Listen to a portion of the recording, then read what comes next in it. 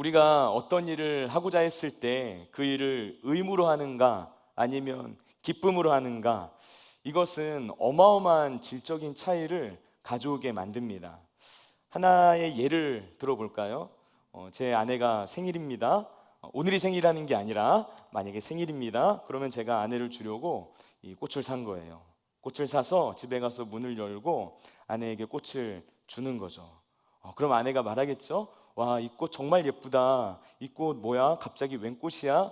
이야기를 하면, 그러면 제가 말하는 거죠. 오늘 당신 생일이잖아. 내가 의무감을 가지고 사왔어. 이러면 어떻게 될까요? 여러분, 제가 실제로 이랬다는 게 아니라, 혹시 오해하시는 분들 계실까봐 그러는데, 제가 실제로 그랬다는 게 아닙니다. 만약 그랬다면 오늘 저는 여기 없었을 거예요. 제가 실제로 그랬다는 게 아니라, 만약 그렇다면 어떻게 되겠습니까? 여러분, 제가 방금 했던 이 이야기에서 남편의 문제는 뭐죠? 겉으로 보이는 행동은 분명 뭔가 맞는 것 같은 행동을 한 거죠. 그런데 그거를 의무감으로 했다라는 그 말이 아내에게 불편한 감정을 주는 거예요. 아내가 남편에게 기대한 것은 의무감 때문에 꽃을 주는 것이 아니라, 나를 정말 사랑하고 내 생일을 정말 축하하기 때문에 그래서 꽃을 주는 것을 원했을 거라는 거죠. 여러분, 만약 남편이 아내에게 꽃을 주면서 이렇게 말을 했다고 생각을 해보세요. 오늘 퇴근하고 지나가고 있는데 웬 꽃이 보이는 거야. 마치 자기를 보는 것 같았어.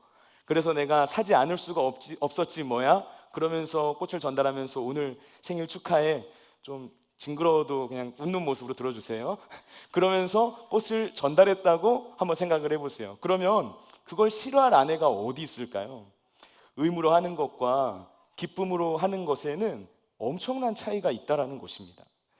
제가 우리 공동체 청년들을 섬기고 우리 교회 성도님들을 섬기면서 제가 하는 그 많은 사역들이 목사님이 그냥 의무감으로 설교하고 의무감으로 신방하는구나, 이렇게 느낀다면 그러면 어떻게 되겠습니까? 뭔가 여러 사역들이 진행은 되겠죠. 그러나 거기에서 어떤 감동을 받게 되거나 도전을 받게 되거나 하는 일들은 많이 일어나지 않을 거예요. 우리 목사님이 나를 의무감으로만 만나는 것이 아니라 내가 정말 좋아서 만나는구나, 기쁨으로 시간을 내주는구나, 이런 것을 느끼게 된다면 그 사실을 통해서 느껴지는 그 마음은 전혀 차원이 다르다라는 것입니다. 여러분, 이 이야기를 한번 예배에 적용을 해볼까요? 우리가 하나님께 예배를 드릴 때 어떻게 예배를 드립니까? 하나님, 제가 예배를 드리는 건 순전히 의무감 때문에 예배를 드리는 거예요. 그리스도인들 예수님 믿는다 그러면 예배를 드려야 한다고 하니까 저는 예배를 드립니다. 그래서 주일에 교회 와서 찬양도 하고 기도도 하고 말씀도 듣고 가끔 손도 들어라 하면 손 들고 찬양도 하는 거예요. 그런 의무감을 가지고 하나님 예배하고 있어요. 저의 예배에 큰 감동 받아주시기 바랍니다. 이렇게 예배를 드리고 있다면, 그러면 하나님께서 그 예배를 통해 영광을 받으실 수 있을까요? 하나님, 제가 오늘 주님 앞에 나왔습니다. 제가 이 자리에 나온 것은 하나님을 너무나 사랑하기 때문에 온 거예요. 주님을 기뻐하기 때문에 온 것입니다. 주님 사랑합니다. 제 예배를 받아주세요. 이 단순한 고백, 하나님 그분 자체를 즐거워하고 기뻐할 수 있는 예배를 드릴 때 하나님도 그 예배에 큰 감동을 받으신다는 거죠. 우리의 예배를 기뻐하시고 그 예배를 통해 영광 받으신다라는 것입니다. 여러분, 오늘 설교의 제목 의무를 지나 기쁨으로입니다. 이 제목은 팀 켈러 목사님이 쓴 기도라는 책의 부제에서 따온 문장이에요. 팀 켈러 목사님이 쓴 기도라는 책의 부제가 의무를 지나 기쁨에 이르는 길 찾기입니다. 말 그대로 기도라는 것은 뭔가 의무를 지나서 기쁨에 이르는 길이다, 이런 의미를 가지고 있다라는 것이죠. 팀 켈러 목사님이 이 책을 쓰면서 기도를 곧바로 기쁨이다, 기도는 기쁜 일이다 라고 이야기를 하지 않고 왜 먼저 의무를 말한 다음에 그 다음에 기쁨을 말했던 것일까요? 그 이유는 우리가 기도를 통해서 기쁨을 경험하기 위해서는 반드시 의무라는 과정을 지나야만 한다 라는 것을 설명하려는 의도를 가지고 있다는 거예요. 여러분, 정말 그렇죠? 많은 분들이 신앙생활을 처음 시작하고 내가 이제 좀 하나님 믿어봐야 되겠다, 예수님 믿어봐야 되겠다, 이런 마음을 가지고 이제부터 기도해야지, 마음을 먹었을 때, 그래서 기도의 자리에 앉게 되었을 때 그때 느끼는 감정은 뭔가요? 기쁨입니까? 기쁨이 아닙니다. 막막함입니다. 하나님, 이 기도 들어주시는 게 맞을까? 내가 어떻게 기도하는 것이 맞지? 아무것도 알 수 없는 막막한 감정을 느끼게 된다는 거예요. 그리고 무엇보다 결정적으로 기도가 재미가 없다는 것이죠. 그래서 많은 사람들이 처음 기도를 시작할 때 이 막막함을 견디지 못해서 습관적이고 형식적인 몇 마디 말을 그냥 그 자리에 앉아서 하고서 서둘러서 기도를 끝내고 마쳐버립니다. 금방 기도의 자리에서 일어나게 되는 것이죠. 그런데 팀켈러 목사님은 바로 이 과정이 기도에 있어서 너무나 중요한 순간이다라고 이야기를 해요. 우리가 처음 기도를 시작할 때 느끼는 이 막막한 감정, 하나님과 멀어진 인간의 상태를 보여주는 감정이다 설명을 합니다. 우리에게 기도가 어렵게 느껴지는 이유가 무엇인가? 인간의 타락한 감정이 하나님과 멀어져 있기 때문이다 설명을 한다는 거예요. 그런데 우리가 여기에서 포기하지 않고 이 기도의 의무를 계속해서 해 나갈 때 결국에는 그 의무의 끝에 이르러서 기도가 주는 기쁨을 맛볼 수 있다. 기도의 기쁨은 반드시 의무를 지나서 이루어지는 것이다. 팀켈러 목사님이 기도라는 책에서 이런 설명을 합니다. 여러분, 팀켈러 목사님이 기도에 대해서 이 이야기를 했지만 사실 이 원리가 기도에만 적용되는 것은 아니죠. 이 세상에서 일어나는 많은 일들, 그리고 우리 신앙의 일들도 의무를 지나야만 비로소 기쁨을 경험하게 되는 일들이 참 많은 것 같아요. 어떤 일을 하든 처음부터 끝까지 그냥 마냥 재미있는 일은 아무것도 없습니다. 힘들 때가 있습니다. 재미없을 때가 있습니다. 그래서 그냥 포기해버릴까 하는 생각이 들 때가 있다는 거예요. 그때 힘들다라는 이유로 그 일을 포기해버리면 결국 그 일이 주는 재미, 그 일이 주는 기쁨, 그것을 발견할 수가 없게 된다는 거죠. 힘들어도 조금씩 그 일을 해 나가다 보면은, 그래서 그 일이 나한테 익숙해지기 시작하면 비로소 그 안에서 내가 기쁨을 발견할 수 있다. 이 사실을 우리는 우리의 삶 곳곳에서 발견할 수가 있습니다. 여러분, 우리는 의무가 아니라 기쁨으로 나아갈 수 있어야 합니다. 근데 우리의 고민이 뭔가요? 그게 쉽지 않은 일인 것 같다라고 느낀다는 것이죠. 우리가 그리스도인이 되면 뭔가 피할 수 없는 의무들이 우리의 삶 속에 주어지는 것 같습니다.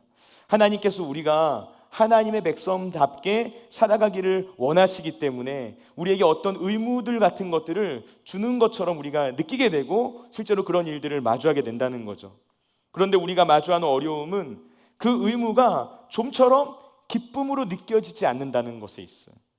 특히 나의 삶 속에서 어떤 고난을 만나게 되거나 이해할 수 없는 억울한 상황들을 만나게 되면 그 의무들이 다 짐처럼 느껴지고, 그래서 그 모든 의무들을 다 포기하고 싶은 그런 마음이 듭니다. 의무감만으로는 고난을 이기기가 어렵습니다. 그래서 의무감만으로 하나님 앞에 나아가는 사람들은 그 인생의 고난과 힘든 순간들을 마주하게 되었을 때 늘 뒤로 물러서게 되고 원망과 불평을 쏟아내면서 그 자리에 주저앉아 버리고 말죠. 이런 측면에서 생각했을 때 오늘 본문에 나오는 말씀을 기록한 이 사도 바울은 많은 것들을 생각하게 만들어주는 인물이라고 말할 수 있습니다. 여러분, 빌립보서는 옥중서신입니다. 바울이 로마의 감옥에서 빌립보 교회에 있는 성도들에게 쓴 편지입니다. 바울은 이방인들에게 복음을 전하는 사도로 부르심을 받은 사람이었습니다. 그런데 빌립보서를 기록할 그 당시에 그는 감옥에 갇혀 있었다는 거예요. 그 어떤 사람도 자유롭게 만날 수 없는 상태. 나는 지금이라도 당장 예수님의 그 십자가 복음을 예수님을 모르는 사람들에게 전하며 살아가야 되는데 그것조차 너무나 어려워진 그런 최악의 상황처럼 느껴졌다는 것이죠. 그런데 놀랍게도 이 빌립보서 말씀을 읽어보면 바울은 그런 상황 가운데서 기뻐하고 있었다 하는 사실을 발견할 수가 있습니다. 바울은 이 빌립보서 말씀에서 기쁨이라는 단어를 무려 16번이나 사용해요. 빌립보서의 중심 주제가 기쁨이라는 것입니다. 빌립보서가 오죽했으면 기쁨의 서신이라는 별명까지 가지고 있을 정도입니다. 여러분, 지금 빌립보서에 나타난 바울의 기쁨, 이 기쁨은 그가 원했던 일들이 잘 이루어지거나 또는 그가 무언가 바랬던 일들이 잘 풀려지는 그런 상황과 환경에서부터 비롯된 기쁨이 아니었습니다. 지금 바울은 고난 속에서 기쁨을 말하고 있었던 거예요. 인간적인 시각과 시선으로는 도저히 감당하기 힘들 것만 같은데, 그런데 그 안에서 기쁨을 누리고 있었다는 것이죠. 복음을 전하기 위해서 부름을 받은 그 바울이 정말 많은 시간 동안 고난을 겪었습니다. 그런데 그 고난 속에서도 바울은 기쁨을 경험했다는 거예요. 만약 그에게 복음을 전하는 일이 단순히 의무감으로만 하는 일이었다면, 그렇다면 바울은 절대로 이런 상황 가운데서 기쁨을 경험할 수는 없었을 거예요. 지금 바울에게 복음을 전해야 하는 의무가 기쁨이 되어 있습니다. 바울에게 있어서 복음 전파는 단순히 내가 해야 하는 일이 아니라 할 수밖에 없는 일이었어요. 그리고 거기에서 한 걸음 더 나아가서 이것은 내가 하고 싶은 일이 되어 있었다는 거예요. 여러분, 바울이 경험한 이 기쁨의 원천은 무엇입니까? 바울은 어떻게 이렇게 기쁨을 누릴 수 있는 단계까지 나아갈 수 있었던 것일까요? 오늘 우리는 바로 이 부분에 대해서 두 가지 포인트를 가지고 은혜를 나눠봤으면 합니다. 바울의 기쁨의 원천, 첫 번째는 나는 누구인가라는 분명한 자기인식이에요. 나는 누구인가라는 분명한 자기인식. 빌립보서 1장 1절 말씀, 우리가 읽은 본문 바로 앞에 나오는 1절 말씀을 보시면 바울이 자기 자신을 소개하면서 뭐라고 말하냐면 그리스도 예수의 종 바울이라고 자기를 소개합니다. 바울이 자기가 마음만 먹으면은 자신의 경력과 배경을 앞세워서 굉장히 화려한 수식어를 붙여가면서 자기를 설명할 수 있는 사람이었어요. 그런데 바울은 그렇게 하지 않았다는 겁니다. 자기의 스펙을 내세워서 나 이런 사람이야 라고 보여주지 않고 오히려 종이라는 단어를 사용해 가면서 자신을 낮추고 또 낮추었다는 것이죠. 여러분, 여기서 사용된 이 종이라는 단어, 헬라어로 둘로스라는 단어입니다. 이 단어는 노예를 뜻하는 단어예요. 둘로스, 곧 노예에게는 아무런 소유권이 없습니다. 자신이 가지고 있다라고 여길 수 있는 모든 것들이 내 것이 아니라 주인의 것이에요. 심지어 자기 목숨까지도 내 것이 아니라 주인의 것입니다. 주인이 죽으라 라고 말을 하면 죽어야만 하는 존재가 바로 종이었어요. 만약 종이 결혼을 해서 아이를 낳게 된다? 그렇다면 그 아이는 자기의 것이 아니라 주인의 것이 되어야 했어요. 종의 모든 소유권은 다 주인에게 있었다는 것입니다. 여러분, 종은 자신의 모든 것들을 다 주인에게 바치고 주인을 위해 살고 주인을 위해 죽는 존재예요. 바울은 자신을 그리스도 예수의 종 바울이라고 소개했습니다. 이것은 예수 그리스도를 위해서 나는 나 자신의 모든 존재를 다 바친 사람이다, 그 고백을 하고 있는 거예요. 내 소유, 내 건강, 내 재능, 내가 가지고 있는 모든 것들이 다 내 것이 아니라 주님의 것이다, 나는 그리스도의 소유다, 이 고백을 하고 있는 것입니다. 여러분, 바울이 그리스도의 종이 된 것은 세상에서의 우리가 누군가의 종이 된 것과는 질적인 차이를 가지고 있습니다. 굉장히 큰 차이점이 있어요.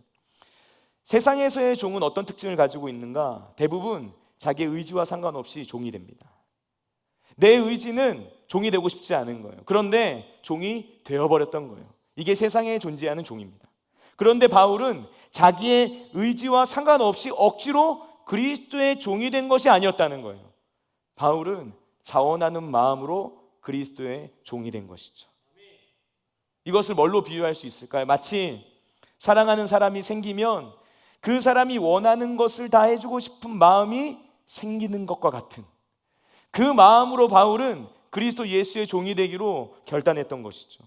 억지로 마지못해서 그리스도 예수를 섬기는 것이 아니라 그리스도를 섬기는 것이 내 삶의 가장 큰 기쁨이 되기 때문에 자원하여서 주님의 종이 되기로 결정한 인생, 그리고 그 길을 걸어간 사람, 그 사람이 바로 바울이었어요. 여러분, 주인에 대한 종의 철저한 순종, 바울의 순종은 바로 이렇게 자원하는 마음에서부터 시작된 기쁨의 순종이었다. 우리는 이것을 기억해야 돼요. 우리에게도 이 바울과 같은 마음이 있어야 합니다. 우리는 이런 순종을 배워야 돼요. 종의 자세를 가져야 합니다. 만약 우리가 서 있는 그 자리에서 내가 점점 더 높아지고 더 많은 것들을 인정받고 싶고 아직 예수님을 믿는다는 것이 진정으로 의미하는 바를 알지 못하는 사람은 바로 그런 마음을 가지고 그 섬김의 자리에 나가게 됩니다. 직분을 받았습니까? 그렇다면 우리는 직분을 왜 받습니까? 우리 청년분들 리더십으로 섬깁니까? 그럼 우리는 그 섬김의 자리에 왜 나아갑니까? 마치 내가 직장에서 승진하는 것처럼 그 자리에 올라가게 되는 것이 아니라는 것이죠. 하나님은 우리가 다른 사람들을 더 잘 섬기라고 그 자리를 허락하시는 것입니다. 섬김을 받으라고 그 자리를 주는 것이 아니죠. 벼가 익을수록 고개를 숙이게 된다라는 말이 있는 것처럼 나의 신앙이 더 무르익으면 무르익을수록 우리는 사람들 앞에서 더 낮아지게 되어야 한다는 거예요. 다른 사람들과 함께 있을 때 오히려 내가 더 섬기려고 하고 내가 남들보다 더 낮아지려는 그런 종의 자세가 생겨야 한다는 것입니다. 바울을 생각해 보세요. 그는 말 그대로 사도였습니다. 교회 공동체에서, 아니 이 땅에 교회가 세워진 이후에 모든 역사적 교회를 살펴봤을 때 가장 높은 영적 권위를 가지고 있는 사람이 바로 이 사도 바울이었어요. 그럼에도 불구하고 그의 삶을 살펴보면 교회에서 가장 낮은 자처럼 살았습니다. 성도들을 밤낮으로 만나고 힘든 사람들을 찾아가서 그들의 이야기를 들어주고 위로하고 병든 사람들을 방문하여서 그들을 고쳐주고, 바울은 이렇게 늘 낮은 자리에서의 삶을 살아가려고 애썼다는 것이죠. 마치 예수님께서 친히 제자들의 발을 씻겨주신 것처럼 바울도 그 주님의 모습을 본받아서 다른 이들을 섬기는 삶을 살아가기로 결단했던 거예요. 여러분, 그런데 사실 우리가 누군가를 섬긴다라는 것은 굉장히 고된 일입니다. 많은 수고와 노력과 희생이 필요합니다. 누군가를 섬기기 위해서 자기 자신을 아끼지 않는 그 희생을 했는데, 그런 노력을 했는데, 때로는 내가 이렇게 열심히 섬기고도 다른 사람들로부터 싫은 소리를 듣게 될 때가 있어요. 나는 정말 그 사람을 진심으로 대했는데 상대방으로부터 오해와 비난을 받게 될 때도 있습니다. 그럴 때 우리는 내가 정말 이렇게 섬기는 것이 맞는가? 이 자리에 내가 계속 있는 것이 맞을까? 어떤 회의감 같은 것을 느끼기도 하죠. 그러나 여러분, 우리는 사람들의 반응을 바라보거나 또는 그것을 위해서 그 섬김의 자리에 나아가는 것이 아닙니다. 섬기고 나서 우리가 받게 될 영광이 있다면 그 영광은 내 것이 아니라 마땅히 주님이 받으셔야 될 영광이라는 거예요. 혹시 내가 주님의 일을 하고 나서 다른 사람들이 나를 좀 알아주기를 바라는 마음, 그 마음이 있다면, 그렇다면 아직 예수님의 종이 되어서 살아가고 있는 것은 아니다 말할 수가 있죠. 정말로 우리가 주님을 사랑한다면, 그래서 내가 자원하여서 주님의 종이 되어버렸다면, 그렇다면 사람들의 반응에 휩쓸리면서 살아갈 필요가 없다라는 거예요. 저도 제가 해왔었던 그 사역의 자리에서 때로는 사람들에게 인정받고자 했던 마음, 사람들이 나를 알아주기를 바랬던 마음, 그 마음들을 돌아봤을 때 너무나도 부끄러워지는 그런 순간들이 있었던 것 같습니다. 여러분, 우리가 주인 되시는 그 하나님의 기쁨에 포커스를 맞추게 되면, 그러면 하나님께서 나를 사랑하셨듯 나도 주님을 사랑하기에 기꺼이 섬김의 자리에 나아갈 수 있는 그런 변화가 시작된다는 것입니다. 바울은 자기 자신을 그리스도 예수의 종이라고 소개했습니다. 그가 자신이 가지고 있는 소유와 건강과 생명과 재능, 이 모든 것들을 다 아낌없이 자원하여 주님께 드렸어요. 자신의 삶 전체가 주님의 것이기 때문에 주님께서 원하시는 뜻대로 살아가려고 애썼습니다. 비록 그는 사도였지만 그리스도 예수의 종이 되어서 형제와 자매들을 섬기고 또 섬겼다는 것이죠. 여러분, 이 섬김은 오직 하나님의 시선으로 모든 것을 바라보고 주님의 마음으로 한 영혼을 품게 되었을 때 가능한 일이었습니다.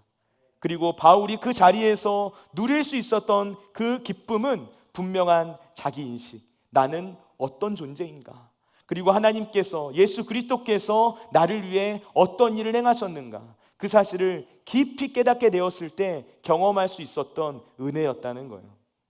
바울의 기쁨의 원천 두 번째, 목자의 마음 한 영혼을 향한 사랑입니다. 목자의 마음 한 영혼을 향한 사랑. 여러분, 빌립보 교회는 이 바울과 굉장히 특별한 관계 가운데 있는 교회였어요. 사도행전 16장 말씀을 보면은 바울이 제2차 전도 여행을 하던 중에 이 드로아에 이르러서 마게도냐 사람의 환상을 보게 됩니다. 그래서 이 마게도냐 사람 한 명이 나와서 이리로 와서 나를 도우라 라는 그 환상을 보고서 바울이 자신의 선교의 방향을 아시아에서 유럽으로 바꾸게 되는 계기가 되었죠. 그래서 그때 바울이 유럽으로 발을 내딛고서 처음으로 세우게 되었던 교회가 바로 이 빌립보 교회였어요. 그때부터 이 빌립보 교회는 계속해서 바울의 복음 전도 사역을 도와주는 교회로 성경에 등장합니다. 바울이 예루살렘으로 가게 되었을 때 헌금을 해주었고요, 데살로니가와 고린도에 있을 때도 헌금을 보내주는 모습이 나옵니다. 당시 바울이 로마 감옥에 갇히게 되었을 때 에바브로디도를 통해 가지고 물질을 보내서 그를 위로해 주기도 했어요. 빌립보 교회는 이 바울의 복음 전파 사역을 아주 적극적으로 후원하고 돕는 교회였다는 것이죠. 여러분, 그런데 바울이 그냥 후원만 받은 것은 아니었어요. 4절 말씀을 보시면 바울이 내가 너희 무리를 위하여 기쁨으로 항상 간구한다 라고 이야기를 합니다. 바울이 그 빌립보 교회를 위해서 하나님께 계속해서 기도를 하고 있다는 거예요. 여기서 이 기도로 번역되어 있는 헬라어 데에시스, 이 단어의 본래 의미는 부족, 결여라는 뜻을 가지고 있어요. 하나님만이 해결해 주실 수 있는 실제적인 필요를 주님께서 채워달라고, 빌립보 교회 성도들에게 무엇이 부족한지를 살피고 그것을 하나님께서 이들에게 채워주시기를 원합니다라는 그런 기도를 항상 하나님 앞에 올려드렸다는 것이죠. 이런 빌립보 교회 성도들을 향한 바울의 마음, 그 바울의 마음이 굉장히 정확하게 표현되어 있는 문장이 오늘 우리가 읽은 본문 말씀 속에 나옵니다. 우리 7절 말씀과 8절 말씀 한번 읽어볼게요. 7절과 8절 말씀 우리 다 같이 읽습니다. 내가 너희 무리를 위하여 이와 같이 생각하는 것이 마땅하니 이는 너희가 내 마음에 있음이며 나의 매임과 복음을 변명함과 확정함에 너희가 다 나와 함께 은혜에 참여한 자가 됨이라. 내가 예수 그리스도의 심장으로 너희 무리를 얼마나 사모하는지 하나님이 내 증인이시니라. 아멘. 여러분, 지금 바울이 이 말씀 속에서 너희가 내 마음에 있다 이야기를 하고 있어요. 혹시 옛날 그 다모라는 드라마 보신 적 있나요? 내 안에 너 있다. 연희 봤네. 지금 20살 몇몇 친구들은 전혀 모르는 친구들이 있어요. 그 드라마 내 안에 너 있다. 그런 표현 같은 내용이 나오죠. 내가 예수 그리스도의 심장을 가지고 있다. 지금 바울이 이야기하고 있는 거예요. 내가 너희를 얼마나 사모하는지 하나님이 내 증인이시다. 그 이야기를 합니다. 빌립보 교회 성도들을 향해서 말로 표현할 수 없는 깊은 사랑을 이런 식으로 지금 이야기를 하고 있는 거예요. 바울이 말하고 있는 이 마음이 뭘까요? 간단하게 정리하면 목자의 마음이다 이야기를 할 수가 있겠죠. 여러분, 목자의 마음이란 뭡니까? 바울이 쓴 서신서를 유심히 살펴보면 목자의 마음이 무엇인지, 바울이 가졌던 그 마음이 무엇인지 발견할 수 있게 만드는 장면들이 나와요. 바울이 데살로니가 교회에 쓴 편지를 보면 그가 어떤 태도와 자세로 이 전도자의 사명을 감당해 왔었는지 자신의 마음을 나누는 내용이 나옵니다. 데살로니가 전서 2장 7절과 8절 말씀 우리 화면에 나올 텐데요, 우리 다 같이 한 목소리로 읽겠습니다. 우리는 그리스도의 사도로서 마땅히 권위를 주장할 수 있으나 도리어 너희 가운데서 유순한 자가 되어 유모가 자기 자녀를 기름과 같이 하였으니 우리가 이같이 너희를 사모하여 하나님의 복음뿐 아니라 우리의 목숨까지도 너희에게 주기를 기뻐함은 너희가 우리의 사랑하는 자 됨이라. 아멘.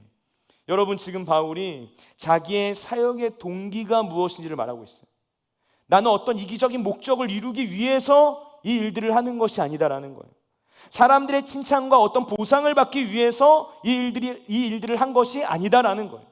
오직 하나님의 영광을 위하여, 장차 하나님 앞에서 내가 서 있었을 때 그 하나님의 칭찬을 듣기 위하여서 하나님께서 기뻐하시는 그 일을 감당하고자 했다, 이 고백을 하고 있었던 거예요. 그리고 그 사실에 대해서 하나님이 증인이시다 이 이야기를 하는 겁니다. 바울은 사도입니다. 사도는 초대교회 당시에 절대적인 권위를 가지고 있는 사람들이었어요.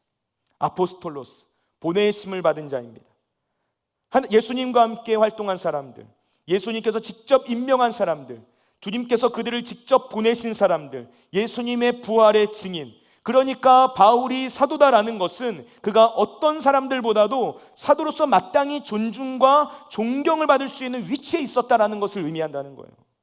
그런데 바울은 사도로서 마땅히 권위를 주장할 수 있었으나 그럼에도 불구하고 나는 그렇게 하지 않았다라고 이 말씀 속에서 고백하고 있어요. 그렇다면 어떤 마음과 자세로 그 사명의 자리에 나아갔는가? 유모가 자기 자녀를 돌보는 것처럼 겸손한 자세로, 밤낮으로 그렇게 하나님께서 맡겨주신 그 양들을 돌보는 삶을 살아갔다라는 것이죠. 데살로니가 교회 성도들을 너무나도 사랑해서 그들을 위해 나의 목숨까지 내어줄 정도였다 고백하는 거예요. 데살로니가 교회 성도들의 영적인 아버지이자 영적인 어머니가 되었다. 바울은 지금 이 고백을 하고 있었다라는 것입니다. 사랑으로 보살피는 것. 저도 우리 아이들을 낳고 키우면서 그 모습을, 제 아내가 아이들을 돌보는 모습을 또 가까이서 보면서 자녀를 키운다는 건 이런 것이구나. 밤낮이 없는 것이구나. 정말 이 아이를 위해 모든 것을 해주는 것이구나 하는 그 마음이 뭔지를 조금이나마 알게 된 것 같아요. 지금 바울이 그 고백을 하는 겁니다. 놀라운 고백 아닙니까? 바울은 내가 얼마나 대단한 사역을 했는지, 내가 이룬 그 사역의 업적과 내가 해왔던 일들에 대해서 자랑하고 있지 않다는 거예요. 내가 지금까지 개척한 교회가 얼마나 많고 내가 지금까지 회심시킨 사람이 얼마나 많았는지에 대하여 이야기하고 있지 않다는 거예요. 내가 어떤 사역을 어떤 방법으로 이루었는지, 내가 해왔던 일들에 대해서 구구절절 그런 것들을 늘어놓으면서 자기를 포장하고 있지 않다는 거예요. 그저 내가 어떤 마음으로 여러분들을 섬겼는지 그것을 말하고 있을 뿐입니다. 당신들이 나의 삶을 보면서, 나의 그 태도를 보면서, 나의 모습을 보면서 이 모든 것들을 알고 있다 고백하고 있는 거예요. 내가 하는 말의 증인이 바로 여러분들 한 사람 한 사람들입니다 라고 이 편지에 기록하고 있는 거예요. 한 영혼을 향한 사랑. 여러분, 바로 이것이 목자의 마음이고 이 마음이 예수님의 마음이었어요. 이 마음은 바울의 마음 가운데 예수님의 사랑이 부어지지 않고서는 도저히 불가능한 일이었습니다. 여러분, 바울이 원래 어떤 사람입니까? 바울은 굉장히 율법적인 사람이었습니다. 태생적으로 그 마음 가운데 사랑이 흘러 넘치는 사람이 아니었다는 거예요. 우리가 잘 알다시피 바울은 율법에 근거하여서 사람들을 정죄하고 사람들을 잡아서 감옥에 가두고 그 사람들을 돌로 쳐서 죽이는 일까지 서슴지 않고 행했던 사람이었어요. 초대교회 첫 번째 순교자였던 스데반 집사가 돌에 맞아서 순교했을 때 그 현장에 있었던 사람이 바로 바울이었다, 사람들은 이야기를 합니다. 바울이 예수를 만나서 회심한 곳 다메섹이었습니다. 그 다메섹으로 가던 길, 왜 바울이 그곳에서 예수를 만나게 되었는가? 예수 믿는 사람들을 잡아서 감옥에 가두기 위해. 그 길 위에서 바울은 혈기를 부리며 걸어가고 있었다는 것이죠. 그는 원래부터 사랑이 많은 사람이 아니었다는 거예요. 그런데 그가 예수님의 사랑이 뭔지를 경험하고 그 사랑을 깊이 깨닫게 된 후에 그 십자가 사랑에 힘입어서 예수님께서 자신을 내어주시면서까지 다른 사람들을 사랑하셨던 것처럼 나도 그렇게 나를 내어주면서 다른 사람들을 사랑할 수 있는 존재로 변화되어져 갔다라는 것입니다. 그래서 바울은 오늘 본문 말씀에서 그리스도 예수의 심장이라는 말을 사용했던 거예요. 내가 사랑한 것이 아니라는 겁니다. 내 힘과 내 능력과 내 의지로 사랑한 것이 아니다.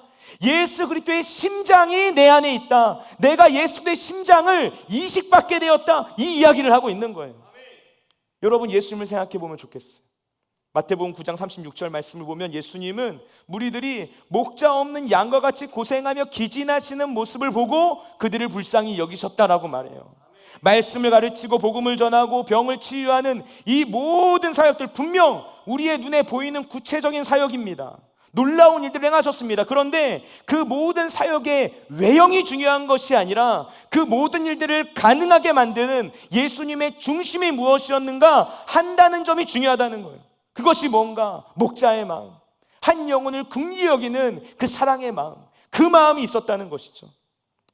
목자의 마음에 대해서 생각하는데 인터넷에서 제가 이런 글을 읽어봤던 적이 있어요. 제가 읽어드릴게요.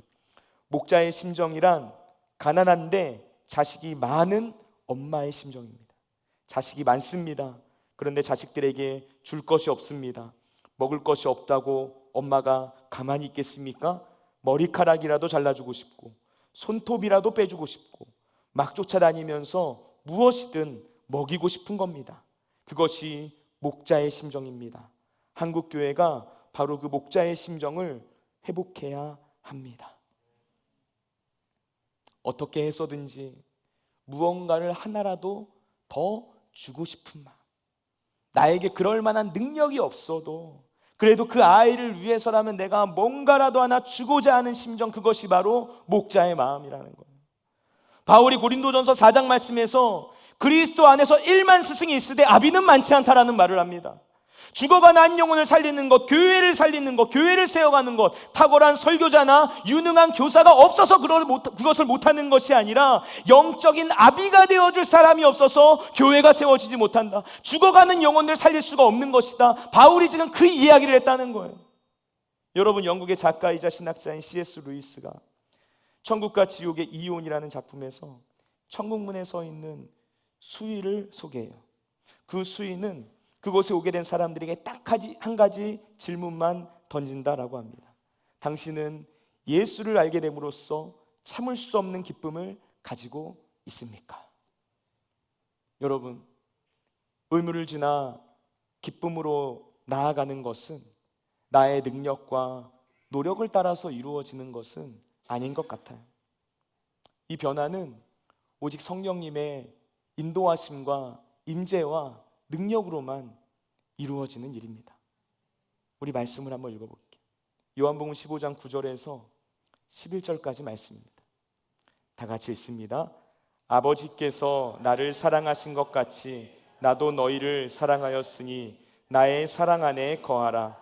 내가 아버지의 계명을 지켜 그의 사랑 안에 거하는 것 같이 너희도 내 계명을 지키면 내 사랑 안에 거하리라. 내가 이것을 너희에게 이름은 내 기쁨이 너희 안에 있어 너희 기쁨을 충만하게 하려 함이라. 아멘. 여러분, 지금 이 말씀 때로 우리에게 너무나 익숙한 말씀이었지만 우리가 발견하지 못했던 내용이 있는 말씀인 것 같아요. 지금 예수님께서 뭐라 말씀하십니까? 우리가 예수님의 사랑 안에서 살면, 그러면 기쁨이 있을 거야. 우리가 주님의 말씀을 따라 살아가면, 주님의 음성에 귀를 기울이고 그 말씀에 순종하면, 그러면 기쁨이 있을 거야. 이 얘기를 하고 있는 거예요. 여러분, 믿음의 길을 걷다 보면, 특별히 한 영혼을 사랑하는 사명의 길을 걸어가다 보면 힘들고 어렵다라고 느껴지는 순간이 찾아올 때가 있습니다. 어떻게 그 사명의 길에 그런 순간이 없다라고 말할 수 있겠어요? 분명 힘들고 어려운 순간들이 있죠. 그러나 우리가 분명히 알아야 할 것은 절대로 그 힘듦과 어려움이 끝은 아니라는 거예요. 사명의 길은 때로 힘들지만 동시에 참을 수 없는 기쁨을 누릴 수 있는 길이기도 합니다. 예수님께서 공생의 사역을 하시면서 수많은 아파하는 자들, 세상 가운데 방황하는 자들, 세상 가운데서 소망 없이 헤매는 자들을 찾아가시고 그들을 하나님의 자녀로 삼으셨을 때 그 마음 안에 긍휼이 있었고요, 그리고 동시에 하나님께서 주시는 충만한 기쁨이 있었다는 거예요. 예수님께서 말씀하시는 거죠. 그 충만한 기쁨을 내가 너희에게도 주기를 원한다. 여러분, 혹시 내가 늘 의무로만 주님 앞에 나아가고 있는 것 같다라고 느껴지시는 분 계십니까? 포커스가 맞춰지지 않았기 때문에 그런 것, 초점이 흔들렸기 때문에 그런 것입니다. 우리의 우선순위가 뒤집히게 되면 늘 의무의 단계에서만 머물러 있게 돼요. 초점이 분명하지 않으면 우리는 참된 기쁨의 자리로 나아갈 수가 없습니다. 여러분, 기쁨은 꾸며낼 수 있는 게 아니죠. 만들어내는 것이 아니죠. 조작할 수 있는 것이 아니죠. 성경에 나오는 예수님을 만난 사람들의 모습을 한번 생각해 보세요. 그들의 삶이 어떻게 변화되었습니까? 그들의 공통점이 무엇입니까? 그것은 큰 기쁨이었어요. 자연스러운 반응이었어요. 마치 밭에 감추어져 있는 보화를 발견한 사람처럼 나의 모든 소유를 다 자원하여서 희생함에도 큰 기쁨을 주체할 수 없을 정도로 가장 가치 있는 것을 발견하게 된 사람이 바로 그 기쁨을 누리게 되었다는 거예요. 그들이 주님을 발견하게 되었을 때, 그래서 그 주님과의 관계에 몰두하게 되었을 때, 몰입하게 되었을 때, 그때 그들의 삶 가운데 충만한 기쁨이 부어졌다라는 것입니다. 여러분, 예수님을 바라보는 것이 먼저입니다. 주님을 깊이 알아가는 것이 먼저입니다. 주님이 내 안에, 내가 주님 안에 있음으로써 내 안에 충만해진 것들을 흘려보내야 되는 거예요. 내 안에 차고 넘치는 것들로 나누어 줘야 되는 거예요. 사명의 자리는 그렇게 감당해야 하는 것입니다. 시편 110편 3절 말씀 이렇게 이야기를 해요.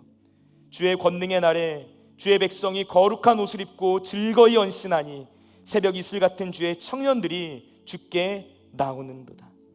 새벽 이슬 같은 주의 청년들, 그들이 주께 나옵니다. 그들은 어떤 사람들인가? 즐거이 헌신하는 사람들이다 이야기를 해요.